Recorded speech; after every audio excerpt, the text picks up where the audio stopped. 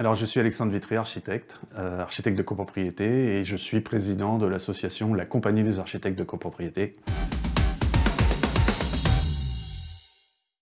La Compagnie des architectes de copropriété est une association qui rassemble 100 à 115 architectes qui sont spécialisés dans le domaine de la rénovation et de la réhabilitation de l'immeuble, de logement et ou de tertiaire. Et mon rôle, c'est de faire en sorte que tous les adhérents puissent avoir accès à des professionnels, par exemple comme Tecna, des entreprises, ou puissent échanger. Le rôle du président, c'est de faire en sorte que les rouages et toutes les commissions de l'association s'entendent bien et communiquent.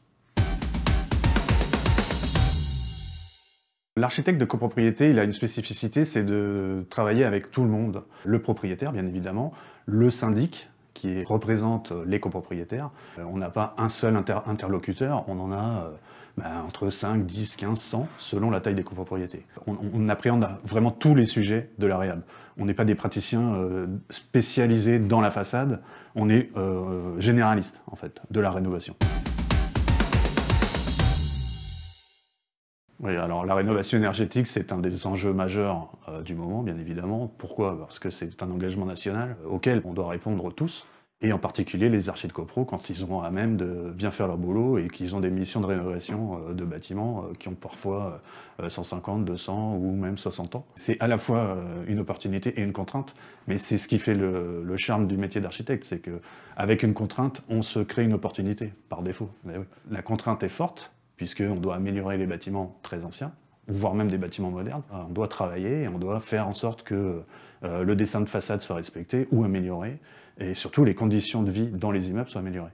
Le résident au centre du sujet toujours, et le cadre de vie toujours pointé vers le haut. L'enjeu, c'est d'abord la rénovation. Et après, avec la rénovation, on essaye toujours d'embarquer une rénovation écologique et énergétique pour rendre efficiente cette rénovation. Mais selon le patrimoine, on n'a pas forcément les mêmes moyens et les mêmes solutions techniques à apporter. Forcément, ça dépend du patrimoine également. On peut attaquer un bâtiment qui a 300, 400 ans, donc forcément, impact patrimonial important, impact dans la ville, dans l'urbain. Mais aussi, on peut attaquer un bâtiment des années 50, 60, dont on va faire plutôt une rénovation technique, puisqu'on va le rendre plus efficient. Une des contraintes du patrimoine, c'est la relation à la ville, et c'est la relation aussi avec les instructeurs de la ville, nos confrères des Bâtiments de France par exemple, qui eux sont quand même très axés dans la conservation du patrimoine et avec lesquels on a une grosse nécessité de dialogue, surtout aujourd'hui, pour améliorer la ville sans la dénaturer. En fait, et ça c'est le vrai enjeu. La thématique, en fait, c'est de faire appel aux bons professionnels. L'expérience montre que quand vous avez un maître d'œuvre et un architecte en particulier qui est leader d'un groupe de travail, c'est-à-dire un bureau d'études thermiques, c'est-à-dire un ingénieur financier, c'est-à-dire des entreprises aussi derrière qui vont faire le boulot, on a plusieurs intervenants, on a plusieurs copros. Et le seul, sincèrement, le seul qui sait leur parler à tous, c'est l'architecte de copropriété. Voilà. Attends, il faut que... Il est... Architecte. Une méthode parfois improvisée, ouais, comme certains. Mais non, il faut être très méthodique. Il faut être rationnel, et il faut être très technique. Et puis après, il faut savoir improviser, mais ça c'est plus c'est au caractère de chacun. Donc, oui. Méthode. Quand on fait de la réhab, c'est du passé vers le futur, quoi. Donc, voilà. Non, le futur, l'avenir toujours. Résultat.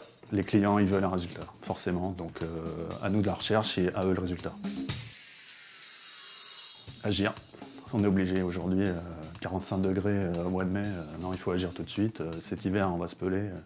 L'action. Toujours. Archi de copro, collectif. Miaou. Non, parce que je reviens sur le chat, c'est l'emblème de la compagnie en fait. Émotion, ça se voit. J'ai dû rougir depuis que vous m'interviewez, donc émotion.